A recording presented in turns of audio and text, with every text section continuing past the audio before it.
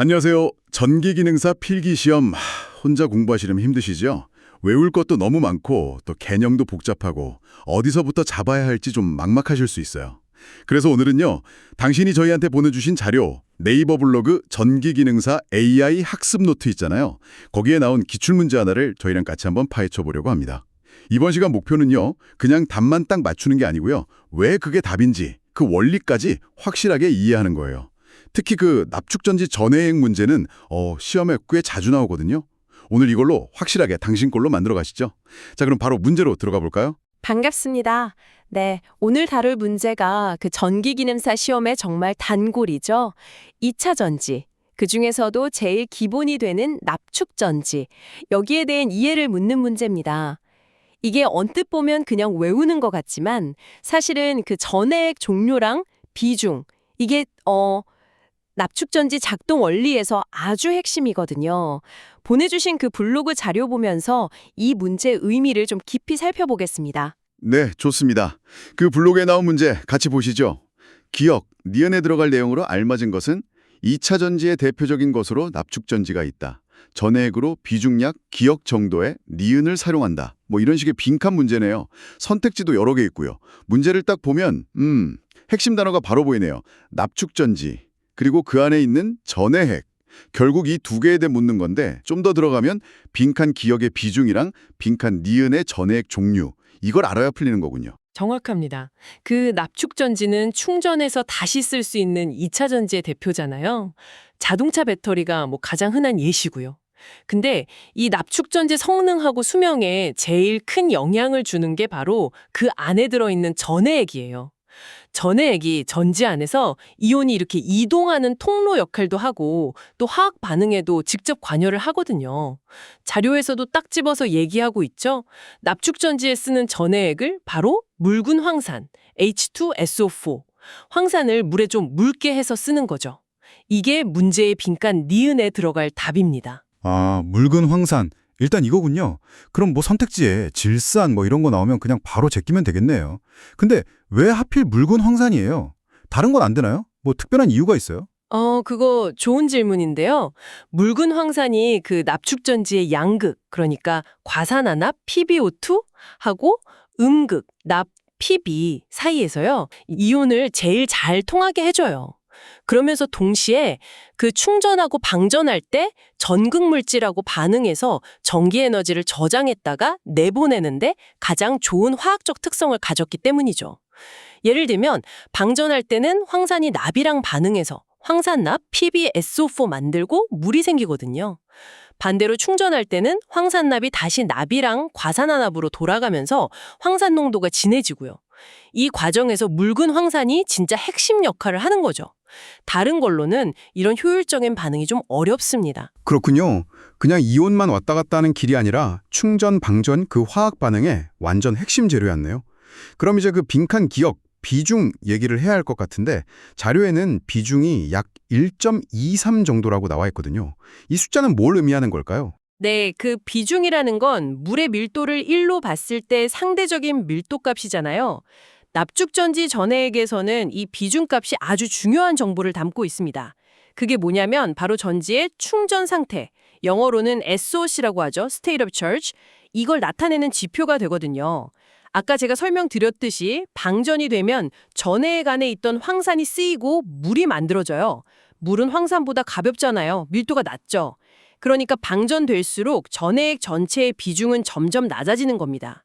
반대로 충전하면 물이 분해되고 다시 황산이 만들어지니까 전해액 비중이 다시 높아지고요. 아하.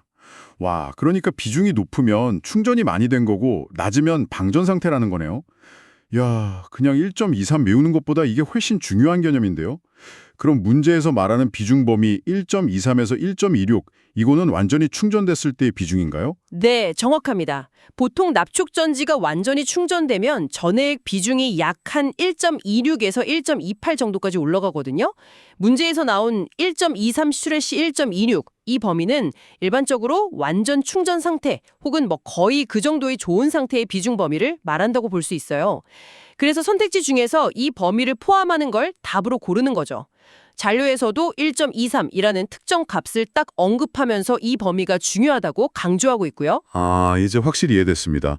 기형에는 1.23에서 1.26, 니은에는 묽은 황산. 이 두 개 딱 조합하면 답 그냥 바로 찾을 수 있겠네요. 블로그 자료에 나온 정답이랑도 딱 맞고요. 많은 분들이 그냥 납축전지 전해액, 묽은 황산, 비중 1.23, 뭐 이렇게 공식처럼 외우실 텐데 왜 묽은 황산을 쓰는지, 또 비중이 충전 상태랑 어떻게 관련되는지 아니까 와, 진짜 훨씬 기억하기 쉽고 나중에 응용도 될 것 같아요. 맞습니다. 원리를 알면 외우는 게 훨씬 쉽고 또 오래 가죠. 그리고 비중이 또 중요한 게 실제로 현장에서 납축전지 상태 점검할 때 이걸 많이 써요. 비중계라는 걸로 전해액 비중을 재보면 배터리가 얼마나 충전됐는지, 뭐 이상은 없는지 비교적 간단하게 알 수 있거든요. 그렇군요. 뭐 시험 합격도 중요하지만 나중에 진짜 전기 설비 다룰 때도 꼭 필요한 지식이네요. 아까 잠깐 나왔는데 그 자료에 납축전지 양극 플러스 물질이 과산화납 PbO2, 음극 물질이 납Pb라는 내용도 있었잖아요. 이 전극 물질하고 묽은 황산 그리고 비중 변화가 실제 충방전 때 어떻게 서로 작용하는지 조금만 더 쉽게 설명해 주실 수 있을까요? 뭐 문제 자체는 전해액에 대한 거였지만 그래도 전체 그림을 알면 더 좋을 것 같아서요. 아, 네, 물론이죠. 그 납축전지 화학 반응을 간단하게 보면 좀 쉬울 거예요. 방전될 때 기준으로 한번 보죠. 음극에서는 순수한 납Pb가 전해액에 있는 황산이온 SO4 2-하고 반응해서 황산납 PbSO4로 변해요. 그러면서 전자를 내놓죠. 양극에서는 과산화납 PbO2가 전해액 속의 수소이온 H+랑 황산이온 SO4 2-하고 반응하고요. 음극에서 나온 전자를 받아서 똑같이 황산납 PbSO4하고 물 H2O로 변합니다. 자, 이 과정을 보면 양쪽 전극 다 방전되면서 뭘로 변하죠? 황산납으로 변하죠. 그리고 전해액에 있던 황산은 없어지고 물이 생겨요. 황산은 줄고 물은 늘어나니까 당연히 전해액 비중은 낮아지는 거죠. 충전은요, 이 과정이 정확히 거꾸로 일어나는 겁니다. 밖에서 전기를 넣어주면 황산납이 다시 납이랑 과산화납으로 돌아가고 물이 쓰이면서 황산 농도가 진해지고 비중도 다시 올라가는 거죠. 와, 양극, 음극, 전해액, 비중 변화 이게 다 하나로 연결돼서 움직이는 거군요. 이렇게 전체 흐름을 딱 알고 나니까 묽은 황산이랑 비중 1.23에서 1.26 이 정보가 그냥 외우는 게 아니라 와, 납축전지 핵심 원리를 담고 있다는 게 확 느껴지네요. 이제 시험장에서 이 문제 보면 그냥 답만 고르는 게 아니라 아, 이거 납축전지 충전 상태 묻는 거구나 하고 그 의미까지 생각날 것 같아요. 바로 그겁니다. 기능사 시험이라는 게 단순히 그냥 외웠냐, 안 외웠냐만 보는 게 아니라 이런 기본적인 원리를 이해하고 있는지를 보려는 의도도 있거든요. 이렇게 개념을 연결해서 이해해두면 문제가 조금 다르게 나와도 당황하지 않고 핵심을 딱 잡아서 풀 수 있습니다. 납축전지 전액 이꼴 비중 약 1.23에서 1.26의 묽은 황산. 이 사실이랑 외부런지 그리고 이게 뭘 의미하는지 이걸 같이 기억해 두시는 게 중요합니다. 네, 정말 머릿속에 정리가 싹 된 느낌입니다. 시간이 중요한 필기시험에서 이런 문제는 진짜 빨리 풀고 넘어가야 하는 뭐랄까 효자 문제네요. 핵심 원리만 알면 절대 안 틀릴 것 같아요. 자, 오늘 저희가 당신이 전기기능사 시험 준비하면서 보고 계신 전기기능사 AI 학습 노트 블로그 자료를 가지고요. 납축전지 전해액 관련 기출문제를 한번 깊이 파헤쳐 봤습니다. 핵심 내용 다시 한번 정리해 볼까요? 네, 오늘 다룬 내용 핵심은 딱 두 가지였습니다. 첫째, 납축전지 전해액은 묽은 황산, H2SO4를 쓴다는 거. 이게 전극하고 화학 반응도 잘하고 이온도 잘 통하게 하는 최적의 선택이라는 거죠. 둘째, 이 묽은 황산 전해액의 비중은 약 1.23에서 1.26 사이. 이게 보통 완전 충전 상태를 나타내고 이 비중값이 바로 전지의 충전 상태를 보여주는 중요한 지표가 된다는 점입니다. 이 두 가지 핵심이랑 그 이유까지 명확하게 이해하셨다면 이제 이 유형 문제는 확실히 당신의 것이 된 겁니다. 오늘 저희랑 나눈 이야기가 당신의 공부에 조금이라도 좀 즐거움이랑 효율을 더했으면 좋겠네요. 단순히 답 찾는 기술을 넘어서 이 전기라는 분야의 기본 원리를 알아가는 재미, 이걸 느끼셨으면 좋겠습니다. 마지막으로요, 여기서 한 걸음만 더 나가서 생각해 볼 질문 하나 던져드릴게요.